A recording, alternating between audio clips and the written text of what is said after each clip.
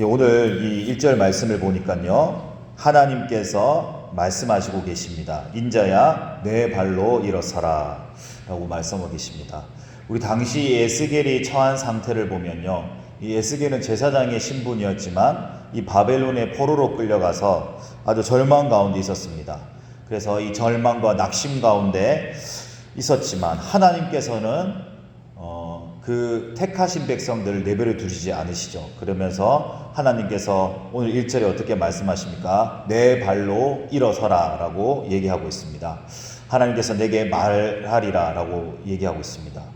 우리가 세상을 살아가다 보면, 또 신앙생활을 하다 보면 이 절망과 낙심, 이 슬픔이 찾아오기 마련입니다. 어떻게 보면 이게 인생의 운명과도 같은 얘기인데요. 예수님을 믿으면 참 좋은 일만 있으면 좋겠는데, 교회를 다니면 참 기뻐할 일만, 감사한 일만 있으면 좋겠는데, 왜 나에게 이런 고통이 찾아올까? 왜 나에게 이런 슬픔이 찾아올까? 이런 의문이 있을 때가 있죠. 그리고 기도해도, 아무리 기도해도 하나님께서 나의 기도에 응답하시지 않는 것 같아. 이런 마음이 들 때가 있습니다.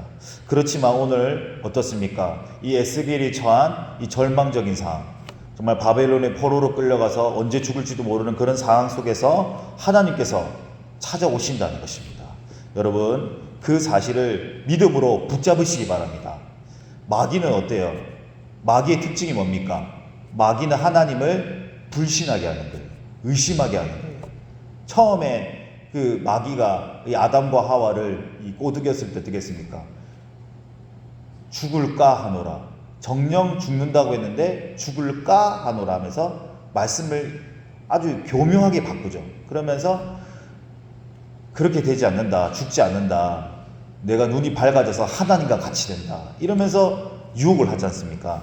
마찬가지로 하나님의 말씀을 믿지 못하게 하는 것, 의심하게 하는 것이 바로 마귀의 역사라는 거죠.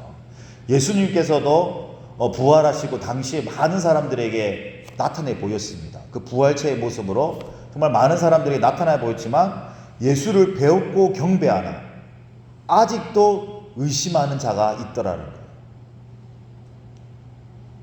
예수를 배웠고 경배하나 아직도 의심하는 자가 있다는 거예요. 우리가 여러분 어떻습니까? 솔직하게 하나님 앞에서 나의 삶을 들여다봤을 때 내가 진짜 절대적으로 하나님을 의지하나, 신뢰하냐, 겉으로는 신앙생활 하는 것 같잖아. 하나님께서는 우리의 마음의 중심과 동기를 살펴보시는 분이지 않습니까?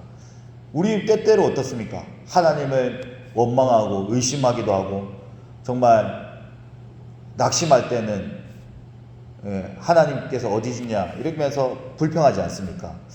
마찬가지로 그런 상황 속에서 우리는 무엇을 붙잡아야 되냐?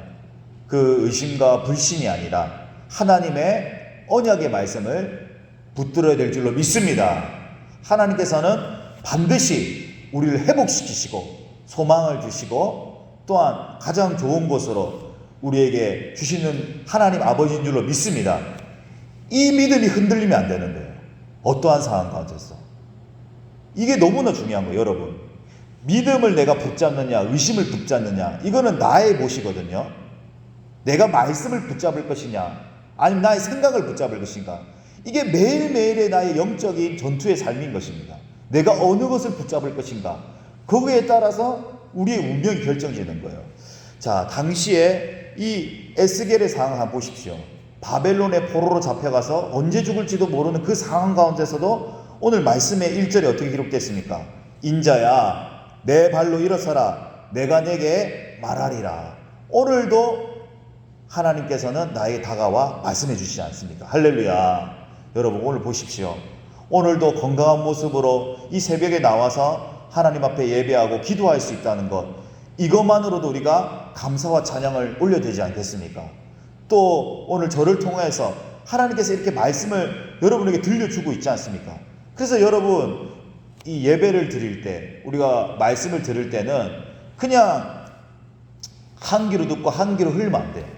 부족하고 참 연약한 저이지만 또 하나님께서 부족하고 연약한 저를 세워서 하나님의 말씀을 전하는 종으로 세웠지 않습니까? 그러면 이 말씀을 통해서 하나님 나에게 오늘 무엇을 들려주실까 기대하고 사모하는 마음으로 들으시기 바랍니다. 그냥 한 귀로 듣고 그냥 졸다가 딴 생각했다 하면 아무런 소득이 없어요. 여러분만 손해입니다. 여러분만 손해. 그래서 종의 모습은 보지 말고 부족한 종이지만 종의 입술을 통해서 하나님께서 나에게 오늘 어떤 말씀을 들려줄까 기대하고 사모하시기 바랍니다. 2절 말씀해 보니까요. 그가 내게 말씀하실 때에 그 영이 내게 임하였다라고 기록되어 있습니다. 하나님의 영이 임하는 사람, 하나님의 영이 머무는 사람, 여러분 이런 자가 되어야 될 줄로 믿습니다. 성경에 보니까요. 요셉은 어떤 사람이었을까? 요셉. 정말 요셉을 제가 참 좋아하는데 요셉은 하나님의 신에 크게 감동된 자라고 나와 있습니다. 이 개역 개정에는 하나님의 영으로 되어 있지만 이 개역 한글에 보면 하나님의 신이 크게 감동된 자, 하나님의 신이 크게 감동된 자. 쉽게 말하면 하나님이 요셉과 함께 하셨다. 그가 말씀하실 때에 하나님의 영이 임하여 됩니다. 하나님의 영이 임하여 됩니다. 그래서 저도 항상 간구하고 기도한 건 뭐예요?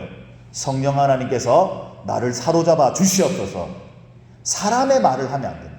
성령에 붙들려서 하는 사람, 성령에 붙들린 사람이 하는 말씀이 권세가 있는 거예요. 능력이 있는 줄로 믿습니다. 근데 자기 생각, 자기 논리 그거 다 소용없어요. 아무리 많은 지식과 공부를 많이 한더라도 인간적인 학문과 지식으로는 사람을 변화시킬 수가 없습니다.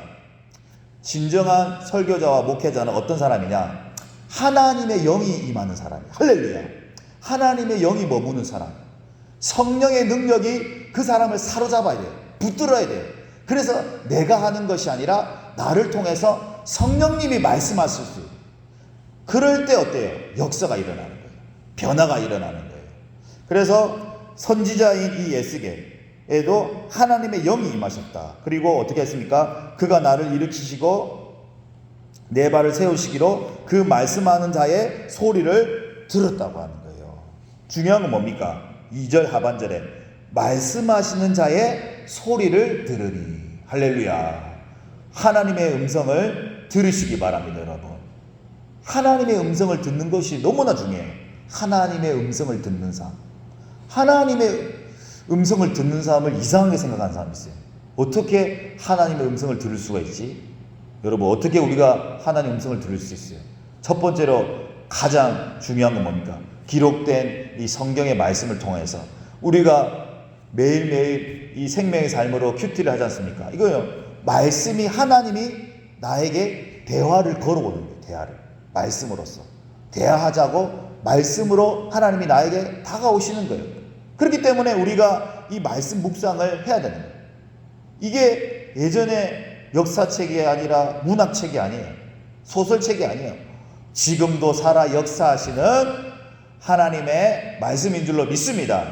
이 믿음을 바탕으로 말씀을 묵상해야지. 무슨 내용이야? 어려워. 나와 상관없는 무슨 에스겔의 무슨 이스라엘 포로 시대 나하고 상관없는 일을 내가 왜 읽어야 돼? 이러면 이게 눈에 들어오지 않아요. 들리지가 않습니다. 어떻게 말씀 묵상해야 될까요? 오늘 나에게 하나님이 주시는 말씀, 하나님의 음성이다 생각하고 그것을 인식하고 말씀을 보는 겁니다. 말씀을 읽고 묵상하고 보는 겁니다. 그러면 하나님의 음성이 들려요. 자, 3절 말씀입니다. 한번 읽어보겠습니다. 시작.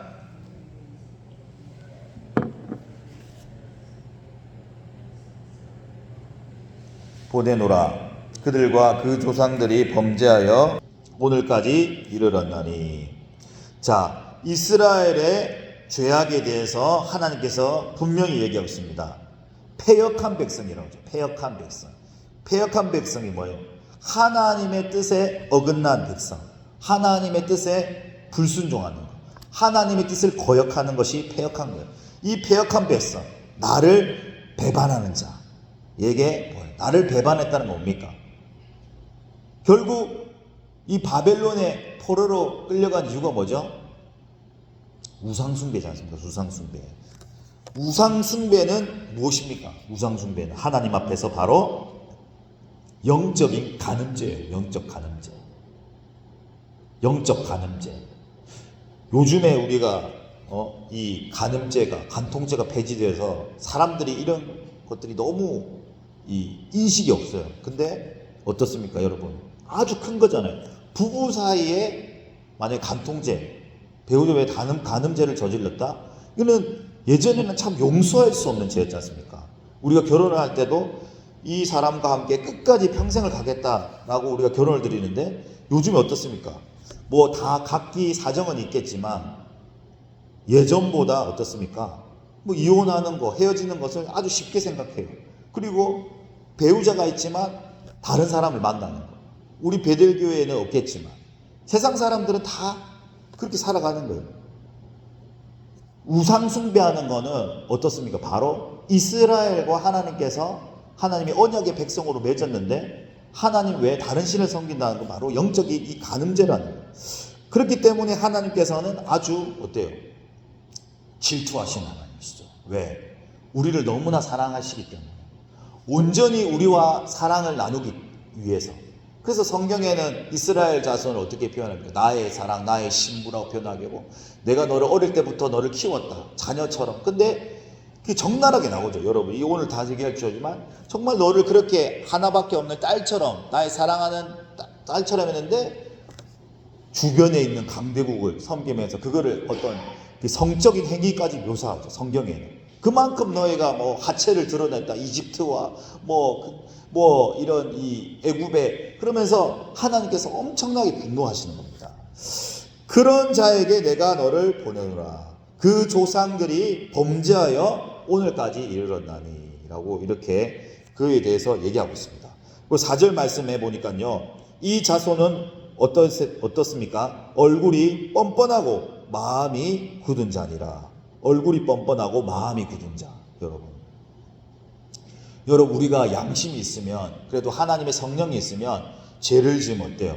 마음의 찔림을 받고 돌이킵니다. 회개하기도 하고 그 죄를 안 지으려고 노력을 하죠. 그리고 부끄러움을 당하죠. 근데 요즘에 그 뉴스에 보면 어떻습니까? 범죄자들이 뭐 가리고 나오지만 뻔뻔한 사람들 많잖아요. 자신의 죄가 없다. 그리고 정말 그 죄에 대해서 심각성을 모르는 사람들이 너무나 많지 않습니까? 죄를 저질러 놓고도 전혀 심각하게 생각하지 않는 것. 죄를 심상히 여기지 않는 시대. 그러니까 하나님 앞에 이렇게 범죄하였지만 이 자손이 어때나는 거예요? 죄를 뒤집어 쓰고 옷을 찢고 회개해야 되는데 이 자손이 얼굴이 어때요? 뻔뻔하다는 거예요. 마음이 굳어 있다는 거예요. 마음이 굳은 거. 여러분 이것을 우리가 경계해야 되는 거예요.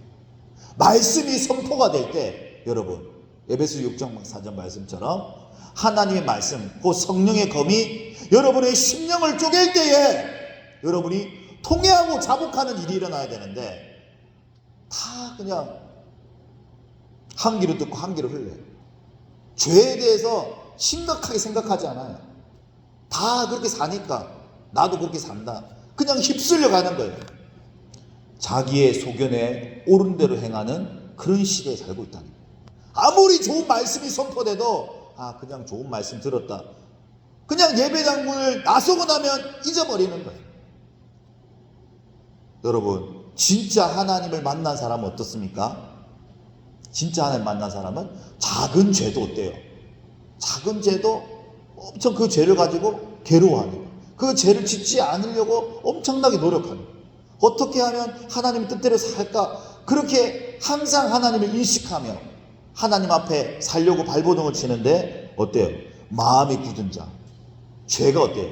죄가 계속해서 처음에는 작은 죄를 짓다가 별일 없으니까 또 큰 죄를 짓고 여러분 우리나라 속담에도 그렇죠. 그런 것처럼 이렇게 마음이 굳어진 상태가 되면 어때요? 아무리 좋은 말씀을 해도 들리지가 않는 시대. 그렇기 때문에 나의 영적인 상태를 점검해 봐야 된다. 내가 말씀을 듣는데 아무런 반응이 없다. 감동이 없다. 이건 심각한 거예요. 내 마음의 영적인 상태를 봐야 돼요. 그래서 성경 말씀에 어떻게 기록되어 있습니까? 내 묵은 땅을 기경하라. 마음의 묵은 땅을 기경해야 되는 거예요. 여러분 농사 지으신 분 다 한 번씩 그런 경험 있으시죠? 저도 잘 모르지만 땅이 굳어버리면 어때요? 땅이 굳으면 아무리 좋은 씨앗을 심어도 자라날 수가 없어요. 밭을 계속해서 갈아 엎어줘야 되는 거예요. 정확하게 왜 엎어줘야 되는지 정확하게 잘 모르겠지만 항상 밭을 갈아 엎어주잖아요. 토양을 그 배기성과 그 토양이 살아 숨쉬기 위해서 계속 엎어줘야 되잖아요. 저도 이제 옥상에 작은 화분에다가 이 수박을 심고 있는데 이게 키우면서 이 작은 수박을 키우면서도 그렇게 이 신경이 많이 쓰이더라고요. 그런 것처럼 우리의 마음밭을 항상 기경해야 된다. 할렐루야. 말씀의 쟁기로, 성령의 쟁기로 마음의 밭을 기경해야 될 줄로 믿습니다.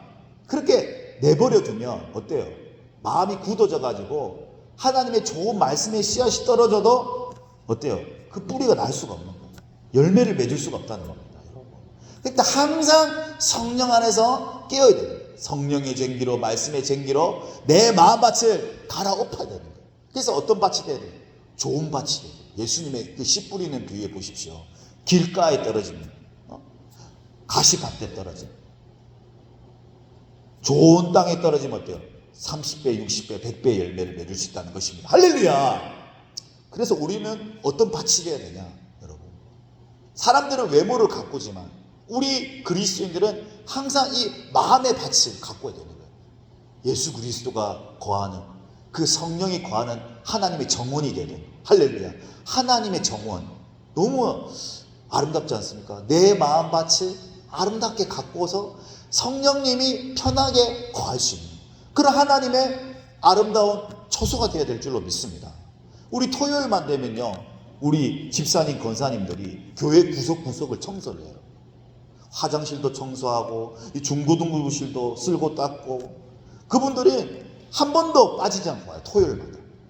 여러분 정말 대단해요. 이 무더운 날씨에도 교회를 이렇게 쓸고 닦고 하시는 거예요. 그리고 강제상에는 또 예쁜 꽃도 장식하고 그런 것을 볼 때 우리가 이 보이는 이 외형의 성전도 이렇게 아름답고 청결하게 가꾸는데 내 마음에 있는 이 성전, 내 마음에 있는 이 밭은 얼마나 가꾸는가 이걸 돌아봐야 돼요. 그냥 내 마음은 그냥 쓰레기로 죄악의 오염물로 쓰레기로 방치시키는 거예요. 성령님이 숨을 쉴 수가 없는 거예요. 성령님이 활동할 수 없는 거예요. 죄에 오염된 내 마음 상태 때문에. 그렇기 때문에 우리는 매일매일 말씀과 성령으로 내 마음을 갈아엎는 이게 뭐예요? 바로 회개하는 삶인 거예요. 회개를 통해서 내 마음을 정화시키는 거예요, 여러분. 특별히 이 방언 기도를 하게 되면 어때요? 내 마음 속에 있는 이 죄악들이 막 이게 토설하게 되는 거예요. 방언 기도를 통해서 안 좋은 것들이 막 이게 다 빠져나가는 거예요. 깊게 방언 기도를 하게 되면. 그래서 이 기도를 통해서 내 마음의 정화가 깨끗하게 일어나는 거예요. 그래서 여러분 주님 앞에 우는 거예요. 주님 앞에 내 마음을 짚고 울고 그러면 어때요? 여러분 기도하고 그렇게 회개 기도를 하게 하면 이 마음이 영이 막 맑아지게 돼요. 맑아지게 돼요. 깨끗해지게 돼요. 그럴 때 하나님의 말씀이 들리는 거예요. 그리고 5절 말씀입니다. 5절 말씀 한번 읽어보겠습니다. 시작. 그들은 패역한 족속이라. 그들이 듣든지 아니 듣든지 그들 가운데 선지자가 있음을 알지니라. 하나님께서는 뭐라고 예스겔에게 얘기합니까? 패역한 족속이다. 그들은 나의 말을 불순종하고 거역하지만 너는 어떻게 하라? 듣든지 아니 듣든지 말씀을 전파하라는 거예요. 우리 신약 말씀에도 있죠. 디모데후서에 말씀에도 있죠. 때를 따라 때를 얻든지 못 얻든지 너는 복음을 전파하라는 거예요. 그래서 선지자의 사명은 그들이 듣든지 아니 듣든지 외쳐야 되는 거예요. 이게 그 목회자의 운명과도 같은 겁니다. 그들이 듣든지 안 듣든지 하나님의 말씀 그대로 선포해야 되는 거예요. 근데 목회자가 좋은 말만 성도들의 눈치를 보면서 어때요? 축복의 말만 하고 사랑의 말만 하고 그러면 되겠습니까? 안 되겠습니까? 안 되는 거예요. 하나님의 말씀을 가감없이 전파해야 되는 거예요. 진짜 여러분 사랑이 많은 사람은 어때요? 죄를 지적하는 사람이에요. 잘못된 것을 잘못됐다고 얘기하는 사람이에요. 근데 신앙생활 똑바로 안 하는데도 하나님께서 축복하실 것입니다. 하나님이 사랑이 많으십니다. 이거는 어때요? 자신의 그 직분을 기만하는 행위인 거예요. 하나님과 사람을 속이는 기만하는 행위. 그거는 올바른 선지자가 아닌 거야. 올바른 하나님의 사람이 아닌 거야. 성도들의 상태가 뻔히 보이는데, 그러면 그들이 듣기 싫어도 하나님의 말씀을 가지고 어때요? 가감없이 전해야 되는 거예요. 하나님 앞에 열심을 내라. 계시록 말씀잖아. 차 없든지 더 없든지 알아. 내가 너를 책망한다. 예수님께서 말해요. 토하여 내리라. 가감없이 전해야 되는 그런 말씀이에요. 근데 그런 말씀을 잘 얘기하잖아요. 죄를 지적하고 회개를 외치고. 그럼 잘. 근데 오늘 선지자에게 하나님 뭐라고 얘기하십니까? 듣든지 아니 듣든지 그들 가운데 선지자가 있음을 알지라 라고 이렇게 얘기하고 있습니다. 그 7절 말씀에도 또 그렇게 기록되어 있죠. 심히 폐역한 자라 그들이 듣든지 아니 듣든지 너는 뭐라고요? 내 말로 고할지어다. 내 말로. 그래서 그 목회자가 제일 중요한 건 뭐냐면, 설교자 중요한 거는 하나님의 말씀 그대로 전해야 되는 거예요. 자기 생각으로 하면 안 되는 거예요. 사람의 생각과 철학과 학문으로 전하는 것이 아니라 하나님의 음성을 듣고 하나님께서 뭐라고 얘기하시는지. 그래서 항상 저도 말씀을 준비할 때 어떻게 기도한 줄 아십니까? 하나님, 저를 통해서 하나님의 뜻이 나타내지지 원합니다. 하나님의 무엇을 전해야 될까요? 어떤 말씀을 전해야 될까요? 하나님께 물어보는 거예요. 하나님께. 자기가 막 구상하고 하는 게 아니라 하나님께 물어봐야 돼요. 그러니까 쉽게 말하면 하나님께 메시지를 다운로드 받으면 돼요. 다운로드. 그냥 하나님이 진짜 목회자는 뭐예요? 시키면 시키는 대로 하는 사람들 아이가. 이게 그 친구 영화 대사거든요. 옛날에 친구란 영화가 있었어요. 2000년. 그러면 그때 둘이서 대하면 그 조폭들이 하는 말이 뭐예요? 네가 나한테 내가 죽이려고 시켰나. 이게 친구 사이에 이렇게 대화가 있었거든요. 그러니까 그 주인공이 뭐라고 하냐면 우리는 시키면 시키는 대로 하는 사람들 아이가. 이게 아니에요. 시키면 시키는 대로. 하나님이 시키면 시키는 대로 하는 사람들. 자기 생각으로 하면 안 되는 거예요. 그래서 이런 거 저는 별로 안 좋아해요. 목사님의 목회 철학이 뭡니까? 자기가 목회하는 거야? 하나님이 하는 건데. 그 자기 생각과 주관을 가지면 안 되는 거예요. 목회자는 철저하게 하나님이 시키면 시키는 대로, 그냥 그대로 하면 되는, 순종하면 되는 거예요. 사람의 눈치를 볼 거 없어요. 그래서 오늘 7절 말씀 뭐래요? 그들이 듣든지 아니든지 너는 내 말로 고할지어다. 하나님의 말씀을 듣고 그대로 그냥 가감없이 얘기해 주면 되는 거예요. 그게 바로 진정한 참된 종인 줄로 믿습니다. 할렐루야. 예, 마지막 우리 이 말씀만 보고 마치겠습니다. 10절 말씀입니다. 시작. 그가 그것을 내 앞에 펴시니 그 안팎에 글이 있는데 그 위에 애가와 애곡과 재앙의 말이 기록되었더라. 아멘. 자, 하나님께서 이 에스겔을 통해, 에스겔의 특징이 뭡니까? 하나님께서 환상을 많이 보여주십니다. 그래서 저는 진짜 선지자, 하나님 사람은 이 하나님의 환상을 보는 사람인 줄 믿습니다. 요즘에 그런 뭐 어디 봤다 이러면 무슨 신비주의니 무슨 직통계신이라면서 막 이단 시비가 붙잖아요. 막 기도하는 중에 무슨 환상을 보았습니다. 무슨 음성을 들었습니다. 근데 에스겔을 보세요. 에스겔이 얼마나 많은 환상이 나타나는 거예요. 환상이. 에스겔이 봤잖아. 에스겔이. 그가 그것을 내 앞에 펴시니 뭐예요? 안팎의 글이 정확하게 하나님이 보여주시잖아요. 선지자. 그러니까 참된 선지자는 하나님이 주신 그대로 보는 거예요. 그래서 그게 아니 뭐가 기록되면 애가와 애곡과 재앙의 말이 기록되었다는 거예요. 결국 어떤 내용입니까? 어떤 회복의 말이 아니라 슬픔의 노래, 슬픔의 곡조, 재앙의 말이 기록되었다. 그래서 이것을 통하여 내가 이스라엘을 심판하겠다. 하나님의 말씀을 그대로 보여주는 거예요. 그렇지만 너는 어때요?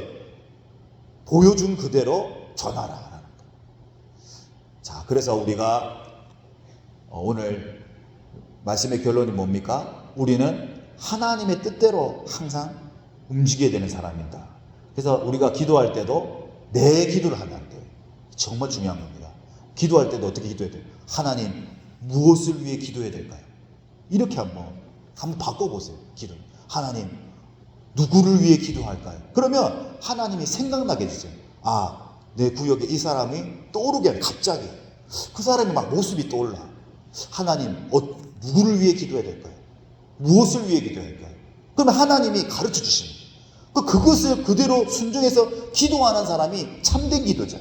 내 욕심과 내 어떤 소원을 내려놓고 하나님이 원하시는 기도. 우리 성도님들은 어떻게 그런 기도를 할 때 하나님의 뜻이 이곳 가운데 이루어지는 거예요. 마찬가지로 목회자는 하나님의 뜻을 물어보고 하나님 오늘 어떤 말씀을 전해야 될까요? 가르쳐 주세요. 들려주세요. 그것만 물어보면 되는 거예요. 그래서 매일매일 삶에 어때요? 사소한 것도 하나님께 물어보자. 할렐루야! 하나님께 물어보고 하나님의 뜻대로 순종할 수 있는 저와 여러분이 되기를 예수님의 이름으로 축복합니다. 기도하시겠습니다.